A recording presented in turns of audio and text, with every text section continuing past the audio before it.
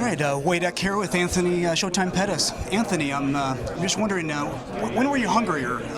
Now, or that you've lost the belt, or before when you had it the first time? Literally right now, bro. I'm 151 pounds, lightest I've ever been in my life. So literally, I'm starving right now.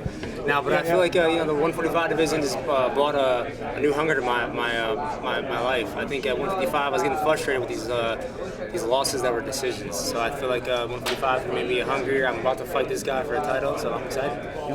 And the first time you cut to 145, explain how difficult was that, and is it easier this time around? It wasn't difficult, but it was definitely a new process. Because 155, I would diet for 2 weeks and cut out some water, and I'm on weight. 145, I had to actually change the lifestyle up a little bit. This time I brought in my nutritionist, Louis, nutrition, if you will. He helped me with this weight cut tremendously. I mean, he's cooked out my meals. He's telling me what to eat, how to eat it, when to eat it. I paid attention, and we're right on point. We got one more little push to go for the weight, and we're there. Do you think we'll ever see you back up at 155? Most definitely. Yeah, we're not done at 55 yet. At 145 right now, I mean, the opportunities that present itself, I had to take it. An interim title shot and 2 fights in the division. Of course, who would say no to that? So yeah. A lot of fans are, they're incredibly excited. I know I am, for a chance of you to fight Aldo. Is that a fight that excites you? I think this fight excites me. Max Holloway, bro. A guy like Max Holloway is one of the guys that is going to bring out the best Anthony Pettis. He gets hungry, he wants to win as bad as I do, and I got some good fights at 145. Yeah, and no disrespect to Max, obviously. You have to get through him first. It's going to be a hard fight. I guess I'm just curious, is Aldo, is that something that you'd like to have on your career? Is that a dream fight? Yeah, I think the world needs to see that fight. It was supposed to happen a couple years ago. It didn't come to happen, but now this time it will.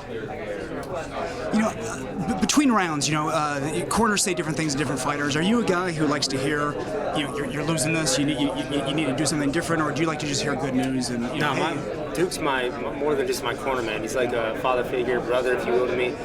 So I think he's very honest. Like Dos Anjos fight, prime example. I was losing that fight all the way through.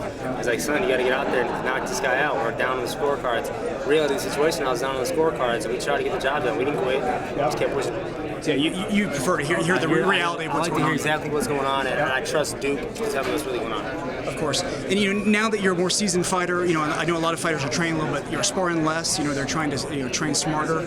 Have you changed your methods over the years? Yeah, most definitely. I'm fighting 4 times this year. A busy year for me, even though I had 2 losses before. It's my 4th fight in 1 year. We definitely got smarter on our approach to how we take these fights and how to recover and how to make sure I show up to these events and make it happen. Yeah, and 2016 has definitely been a big year for you. What's the biggest story that's made an impact in your mind? We're coming to a close here. What's the biggest story in 2016? Honestly, the biggest story for me is putting the team together I have. From my nutritionist to my jiu-jitsu coach, my striking coach has always been with me. Israel Martinez, my wrestling coach. I got a strong group of guys that want me to win just as bad as I want to win. And my last question for you, recently Don Cerrone got involved in the Mixed Martial Art Athletic Association.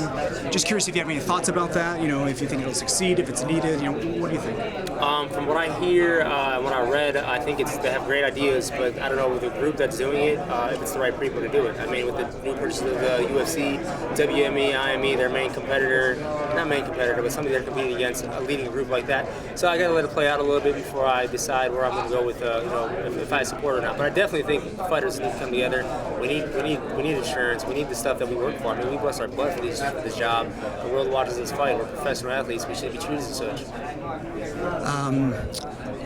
Actually, I do have one other question. When you first found out this was going to be for an interim title, where were you, and what was the thought that you? Yeah, I was in Milwaukee, just training for a co-main event, getting ready for a fight. I heard Rumble Johnson got hurt. I heard actually DC got hurt. The Rumble Johnson fight was off, and they were thinking about making us the main event for interim title. I'm like, please make it happen. More fire for me. All right. Well, thank you so much. Thank you. Good luck Saturday. Thank you.